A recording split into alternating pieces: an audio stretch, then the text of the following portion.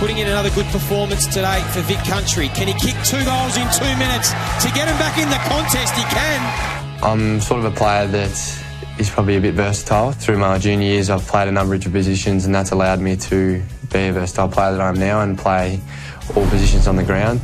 As a defender, I'm sort of an intercept marking defender and can also run off and use my speed as well. I can also go through the midfield, and I'm developing on that craft, and that's where I sort of see myself long term in the system, and then also can play forward as well and impact the scoreboard and use my marking ability there.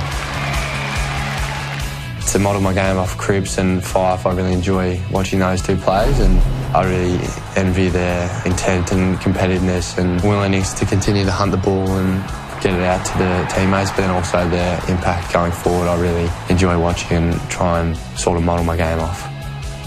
My favourite footy memory would be this year in the Under-18 Championships versus South Australia. The goal just before the siren was definitely a really good feeling, and that'd probably be my greatest memory. Can he find a target? He drives it inside 50. Kemp takes the mark. I marked it. I had a look at the clock and sort of realised that this would be the last kick probably of the day. Luckily it sailed through after I kicked it. From 40, it's a good-looking effort. He's kicked the goal. Brodie Kemp has put Vic Country back in front. Kemp shapes as a mystery heading into the draft because of a knee reconstruction that he underwent in July, which came at the end of the National Carnival for Vic Country, where he was a standout player playing through the midfield and also across half forward. His versatility will appeal to clubs, but they'll have to make an assessment on that knee and what it means for his draft position. Watch out for Carlton at pick 9, who do have some interest in Kemp. I was chasing a loose ball and a player was coming to tackle me, and before he sort of made contact, I tried to step backwards and left to dodge him and put my right leg out, and that's sort of when it went in. And lucky enough, Marty Hogan was there, and about 10 minutes after, he felt both knees and he said, yeah, it's probably 99% ACL.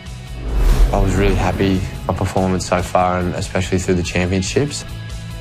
In a way, I did my knee. It was a worst case scenario, but the best case scenario was probably when it happened, and I only missed a couple of games after that. And so it was disappointing, but I like to be pragmatic and think that it hasn't affected too much. Obviously, I'll probably slide a little bit, and that's all part of the recruiting side of things. But yeah, the good thing is it didn't affect too much.